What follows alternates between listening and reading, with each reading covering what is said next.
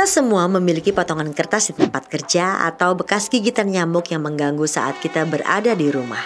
Tetapi kita mengabaikannya dan melanjutkan hidup kita.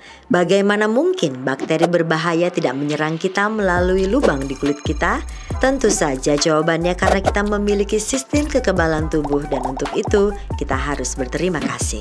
Jadi, apa sebenarnya sistem kekebalan?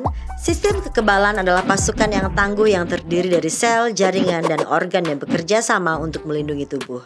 Yang pertama, sel darah putih, leukosit.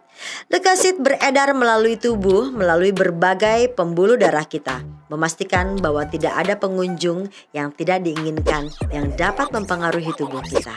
Ada dua jenis sel yang membentuk divisi leukosit, fagosit dan limfosit. Fagosit adalah sel pertama yang merespon keadaan darurat. Pernahkah kamu memotong sendiri di dapur saat memasak?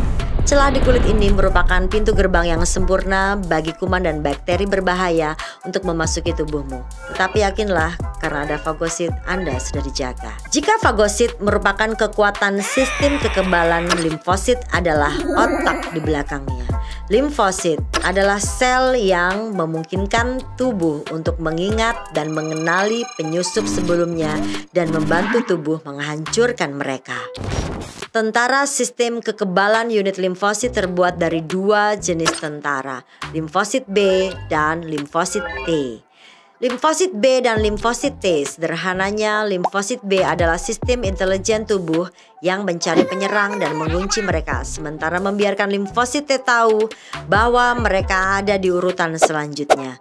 Limfosit T berperang melawan sasaran penjajah. Jadi, jangan khawatir tentang bakteri atau kotoran, karena sistem kekebalanmu sudah ada di dalam tubuhmu.